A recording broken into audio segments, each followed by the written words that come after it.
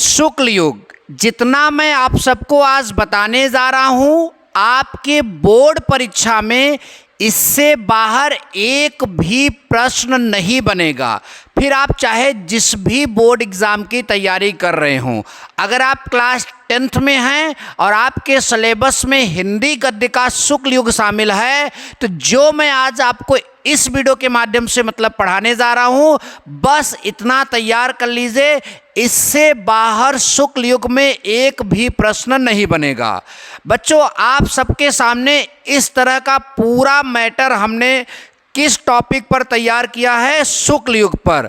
तो शुक्ल युग के बारे में पूरी जानकारी आज के इस वीडियो में आप सभी को मिलने जा रही है, तो वीडियो पूरा शुरू से अंत तक जरूर देखिएगा और अपने फ्रेंड्स में भी वीडियो को प्लीज शेयर करिएगा और वीडियो को लाइक भी दीजिएगा। चलो बच्चों, वीडियो की शुरुआत करते हैं।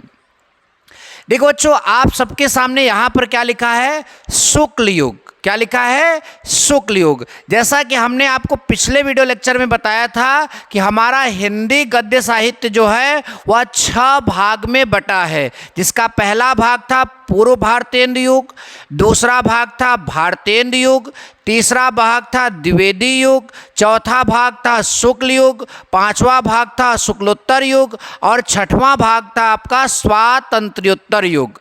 तो बच्चों, हमारे कोर्स में सिर्फ 2 ही युग शामिल किए गए हैं, शुक्ल युग और शुक्लोत्तर युग। तो हम इन्हीं दोनों युगों की पढ़ाई करेंगे। तो अब हम वीडियो स्टार्ट करते हैं।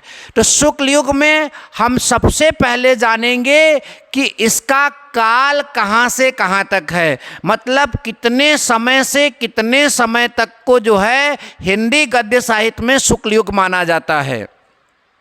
तो देखो यहाँ पर लिखा 1918 से लेकर 1936 तक। शायद पिछले वीडियो में हमने 1900 यहाँ पर 1936 लिखा है, किसी किसी में 38 लिखा रहेगा। वो जैसा क्वेश्चन आएगा उस हिसाब से आप लिखिएगा, बताइएगा, ठीक। पिछले वीडियो में हमने शायद यहाँ 1922 लिखवाया था। तो वो किताबों का फ़र्क होता है, आपका क्वेश्चन जिस तरह का रहेगा उस तरह से आप जो है वहाँ पर टिक मारेंगे। तो काल की बात करें, इसका ओवरऑल कितना कहाँ से कहाँ तक है, 1918 से 1936 तक जो है शुक्ल युग का जो है कालक्रम है, अर्थात इसकी काल अवधि है। यहाँ से यहाँ तक जो है शुक्ल युग चला था।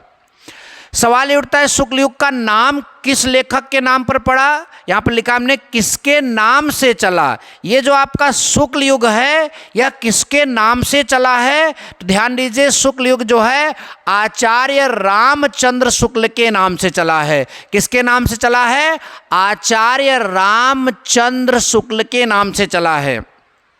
बच्चों, इसका एक अन्य नाम भी है। इसका एक अन्य नाम क्या है, छायावादी युग। शुक्ल युग को हम एक और नाम से जानते हैं, वह नाम क्या है, छायावादी युग। तो फिर से देखिए, इसका काल 1918 से 1936 तक किसके नाम से चला, आचार्य रामचंद्र शुक्ल के नाम से। और अन्य नाम की बात करें तो यहाँ पर इसका अन्य नाम क्या है, छायावादी युग। बच्चों, परीक्षा में जो प्रश्न बनते हैं वो प्रमुख निबंधकार, प्रमुख कहानीकार, प्रमुख उपन्यासकार, प्रमुख एकांकीकार, प्रमुख नाटककार, ऐसे प्रश्न बनते हैं। तो हमने यहाँ पर देखिए 3 डिब्बा आपके सामने रखा है मिठाई का, मतलब कि 3 डिब्बा आपके जो इंपॉर्टेंट टॉपिक है उसके यहाँ पर रखे हैं। पहले डिब्बा में आपको प्रमुख निबंधकार के बारे में जानकारी मिल जाएगी, दूसरे डिब्बा में प्रमुख कहानीकार के बारे में जानकारी मिल जाएगी और तीसरे डिब्बा में प्रमुख उपन्यासकार के बारे में जानकारी मिल जाएगी। बच्चों, याद रखो, एकदम दिमाग में बैठा लो कि शुक्ल युग के प्रमुख निबंधकार में ये 5 नाम जरूर याद रखो। इसके अलावा भी है, लेकिन ज़्यादातर यही आता है। आगे जब मैं आपको निबंध टॉपिक बताऊंगा तो उसमें और आप लेखकों को बता दूंगा, ठीक। ये 5 नाम, प्रमुख निबंधकारों में 5 नाम, रामचंद्र शुक्ल, पूरा नाम आचार्य रामचंद्र शुक्ल, गुलाब राय, इनको बाबू गुलाब राय भी बोला जाता है, महादेवी वर्मा, श्याम सुंदर दास, संपूर्णानंद। ये प्रमुख निबंधकार हैं किस युग के, शुक्ल युग के। फिर से सुनिए, रामचंद्र शुक्ल, गुलाब राय, महादेवी वर्मा, श्याम सुंदर दास, संपूर्णानंद। ये निबंधकार हो गए, मतलब निबंध लिखने वाले हो गए। अब इनके प्रमुख निबंध कौन कौन से हैं, चिंतामणि, विचार वीथी, मित्रता। रामचंद्र शुक्ल जी का जो निबंध है वह चिंतामणि है बच्चों, विचार विथि है, मित्रता है। बाबू गुलाब राय के जो निबंध हैं, ठलुआ क्लब बहुत इंपॉर्टेंट है, बहुत बार परीक्षा में पूछा गया है। ठलुआ क्लब, नर से नारायण, ये बाबू गुलाब राय के क्या हैं, निबंध हैं। महादेवी वर्मा के निबंध की बात करें तो विवेचनात्मक गद्य इनका निबंध है। श्रृंखला की कड़ियाँ इनका निबंध है। श्याम सुंदर दास और संपूर्णानंद का निबंध इस स्तर पर उतना ज़रूरी नहीं था और हमको मिला भी नहीं किताब में। आपको अगर मिलता है किसी बुक में तो आप यहाँ पर श्याम सुंदर दास और संपूर्णानंद जी का निबंध लिख सकते हैं। तो ये पूरा जो है शुक्ल युग के प्रमुख निबंधकारों का वर्णन हो गया। तो बच्चों अब हम लोग जो है प्रमुख कहानीकार के बारे में जानेंगे। शुक्ल युग के जो प्रमुख कहानीकार हैं वो कौन कौन से हैं और उनकी कहानियाँ क्या हैं। ऐसे ही प्रश्न आपके बोर्ड एग्जाम में आएंगे। तो आइए अब हम सब लोग जो है प्रमुख कहानीकार और कहानियों को देख लेते हैं। ये 5 नाम बच्चों याद रखिए, 5 नाम। पहला नाम जयशंकर प्रसाद, दूसरा नाम तीसरा नाम चतुरसेन शास्त्री, चौथा नाम सुदर्शन और 5वां नाम जैनेन्द्र। फिर से सुनिए बच्चों, जयशंकर प्रसाद, प्रेमचंद, चतुरसेन शास्त्री, सुदर्शन, जैनेन्द्र, ये 5 कहानीकार हैं। किस युग के? शुक्ल युग के। अब बच्चों इनकी कहानियों की बात करें तो जयशंकर प्रसाद की बहुत सारी कहानियां हैं जो बहुत इंपॉर्टेंट है, मैंने यहाँ पर लिखा है। आंधी, आकाशद्वीप, इंद्रजाल और पुरस्कार। आंधी, आकाशद्वीप, इंद्रजाल और पुरस्कार, यह किसकी कहानी है? यह जयशंकर प्रसाद जी की कहानी है बच्चों। प्रेमचंद की कहानी की बात करें बच्चों तो पूस की रात, प्रेमांजलि, पंच परमेश्वर और एक कहानी जगह ना होने के कारण मैंने नहीं लिखा, मैं यहाँ लिख दे रहा हूँ, ध्यान से समझना। मैं यहाँ पर लिख दे रहा हूँ जयशंकर प्रसाद की एक कहानी आपका मानसरोवर। मानसरोवर यह भी प्रेमचंद की बहुत प्रमुख कहानी है। तो प्रेमचंद की कहानी कौन कौन सी हुई? पूस की रात, प्रेमांजलि, पंच परमेश्वर और यहाँ पर आपका एक और आ गया मानसरोवर। अब बच्चों हम बात करेंगे चतुरसेन शास्त्री का जो है कहानी कौन कौन सा है। तो पहला आपका बाण बंधु है, दूसरा हल्दी घाटी में है, तीसरा आपका बिच्छूराज है और आपका अगला जो है अम्बपालिका। अम्बपालिका ये किसकी कहानी है? चतुरसेन शास्त्री की। आप इनको अपने कॉपी में अच्छे से जगह बनाकर वहाँ पर लिख लीजिएगा बच्चों। अब बात करें बच्चों सुदर्शन की प्रमुख कहानियों की तो 3 तो आपको यहाँ पर दिख रहे हैं। तीर्थ यात्रा, पुष्पलता, हार की जीत, ये किसकी प्रमुख कहानी है? ये सुदर्शन जी की जो है प्रमुख कहानी है। इसके अलावा जो है गल्प मंजरी, सुदर्शन की और कहानियां मैं यहाँ पर लिख रहा हूँ। गल्प मंजरी क्या है बच्चों? गल्प मंजरी। गल्प मंजरी के अलावा पनघट, क्या लिखेंगे हम यहाँ पर? पनघट। इसके अलावा इनकी और कहानी की बात करें तो कवि की स्त्री, क्या होगा आपका? कवि की स्त्री। कवि की स्त्री, ये सुदर्शन जी की बहुत प्रमुख कहानियां हैं। एक बार फिर से देखिए, तीर्थ यात्रा, पुष्पलता, हार की जीत, इसके अलावा गल्प मंजरी, पनघट, कवि की स्त्री, सुदर्शन जी की प्रमुख कहानियां हैं बच्चों। अब हम बात करते हैं जैनेन्द्र जी की। तो जैनेन्द्र की प्रमुख कहानियां हत्या, खेल, अपना अपना भाग्य, उसके अलावा बच्चों यहाँ पर जैनेन्द्र की और मैं लिख रहा हूँ जय संधि। क्या? जय संधि, जो जयचंद थे उनकी संधि से रिलेटेड ये कहानी है। उसके बाद अगला आपका बाहुबली। अगला आपका क्या है? बाहुबली, ये जैनेन्द्र जी की कहानियाँ हैं। बाहुबली के अलावा 2 चिड़िया। क्या? 2 चिड़िया। इस तरह से इनकी प्रमुख कहानियाँ आप सभी लोग जो है याद कर सकते हैं कि इनकी जैनेंद्र जी की। मैं एक बार फिर से आपको क्लियर कराना चाहूँगा, ये कहानीकार हैं और ये कहानियाँ हैं। जयशंकर प्रसाद जी की जो है ये सारी कहानियाँ हैं, प्रेमचंद की ये और इसके अलावा प्रेमचंद जी का जो है ये कहानी है, ये ध्यान दीजिएगा।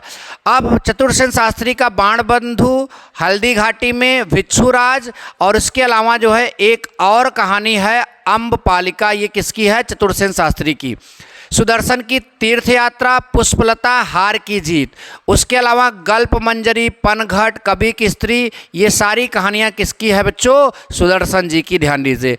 उसके बाद जैनेंद्र की बात करें तो हत्या, खेल, अपना अपना भाग्य, जल संधि, बाहुबली, दो चिड़िया, ये सब कहानियाँ किसकी हैं? जैनेंद्र जी की। बच्चों कहानियों के बाद हमारा अगला टॉपिक आता है प्रमुख उपन्यास। शुक्ल युग में प्रमुख उपन्यास भी हैं, तो उपन्यासकार भी हैं, हम यहाँ पर देखेंगे। तो ये देखिए, जयशंकर प्रसाद, प्रेमचंद, चतुरसेन शास्त्री, भगवती चरण शर्मा। तो आप कहोगे ये कहानीकार भी हो गए, ये उपन्यासकार भी हो गए। तो देखिए, कहानी और उपन्यास लगभग एक ही चीज़ होता है, उसमें क्या फ़र्क है वो हम आपको आगे जब कहानी टॉपिक बताएंगे, उपन्यास टॉपिक बताएंगे, एकांकी टॉपिक बताएंगे तो वहाँ क्लियर कर देंगे, ठीक? ध्यान दीजिए। तो कुल मिलाकर अब उपन्यास की बात करें तो जयशंकर प्रसाद जी का जो प्रमुख उपन्यास है, कंकाल है, तितली है, इरावती। जयशंकर प्रसाद जी का जो प्रमुख उपन्यास है कंकाल, तितली, इरावती। और उपन्यास का राजा, हम तो बोलते हैं भाई उपन्यास का राजा अगर कोई है तो वो प्रेमचंद जी हैं। प्रेमचंद बहुत सारे उपन्यास लिखे हैं और वो बहुत मशहूर लेखक हैं, आप सभी को मालूम होना चाहिए।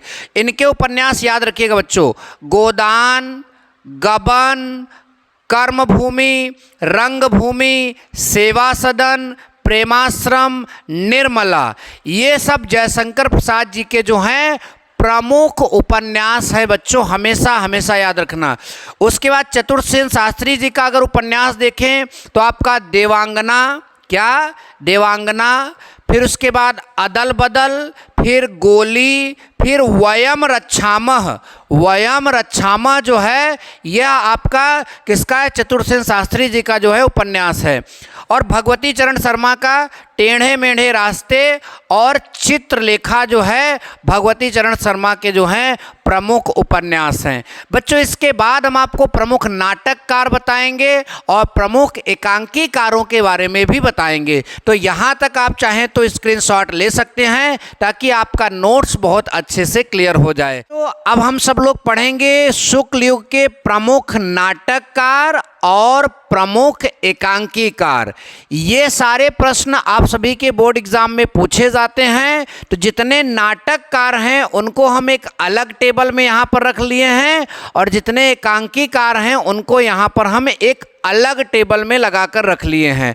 अब आप सभी को यह तैयार कर लेना है तो शुक्ल युग का क्वेश्चन इससे बाहर बिल्कुल भी नहीं आएगा।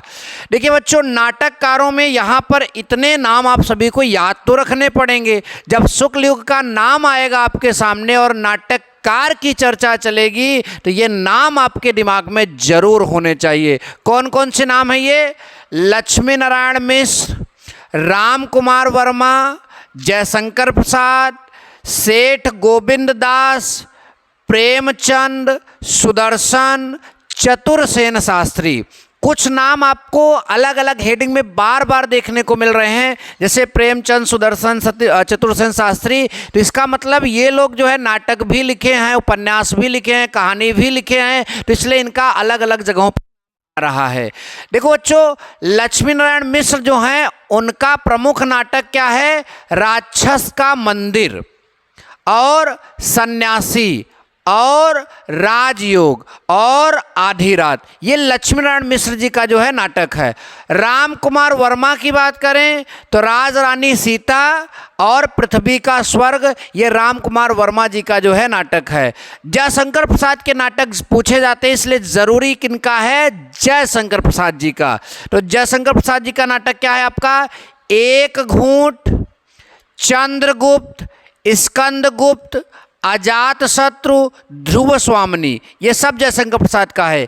एक घूंट, चंद्रगुप्त, स्कंदगुप्त, अजातशत्रु, ध्रुव स्वामिनी। और बच्चों सेठ गोविंद दास का जो है नाटक क्या है? गरीबी और अमीरी। उसके अलावा बड़ा पापी कौन, बड़ा पापी कौन। उसके अलावा त्याग और ग्रहण। बच्चों इसके बाद प्रेमचंद जी आएंगे। प्रेमचंद का नाटक जो है करबला है, प्रेम की बेदी है और संग्राम है। बच्चों इसके बाद सुदर्शन जी का नाटक जो है दयानंद नाटक है, और चतुरसेन शास्त्री का नाटक जो है मेघनाथ है। चतुरसेन शास्त्री का नाटक क्या है, मेघनाथ। इतना याद रखिएगा बच्चों। अब हमारे पास प्रमुख एकांकीकार में तो सबसे पहले ये नाम ध्यान दीजिए। ये नाम, ये बहुत बड़ा नाम है एकांकीकारों में, क्योंकि इनको बोला जाता है एकांकी का जनक।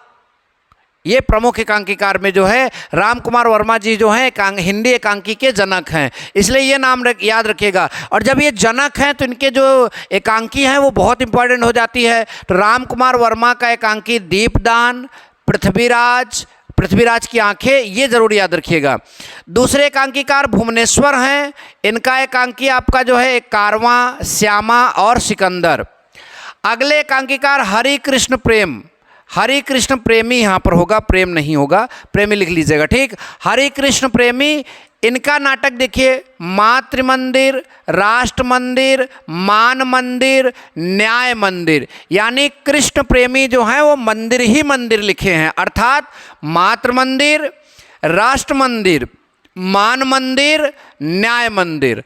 और पंडित गोविंद वल्लभ पंत, ये पूरा एक नाम है, पंडित गोविंद वल्लभ पंत जो है उन्होंने कौन सा मतलब कि एकांकी लिखा है, विष कन्या लिखा है। क्या लिखा है, विष कन्या लिखा है। तो इस तरह से हमने आपको शुक्ल युग में प्रमुख नाटककार, प्रमुख एकांकीकार, प्रमुख कहानीकार, प्रमुख उपन्यासकार सब यहाँ पर आप सभी को बता दिया, और निबंधकार भी हमने बताया। बच्चों अगर आप ये पूरा वीडियो शुरू से देखे हो तो आपको जरूर जरूर जरूर हेल्प मिली होगी, और शुक्ल युग का कॉन्सेप्ट आप सभी का तैयार जरूर हुआ होगा। अभी बहुत सारी हिंदी की वीडियोस हमारी लगातार समय पर मिलती रहेंगी, आप उनको देखते रहिए, वैसे नोट्स बनाते रहिए। चैनल के प्लेलिस्ट में जो वीडियोस होंगी उनको आप देखते रहिए।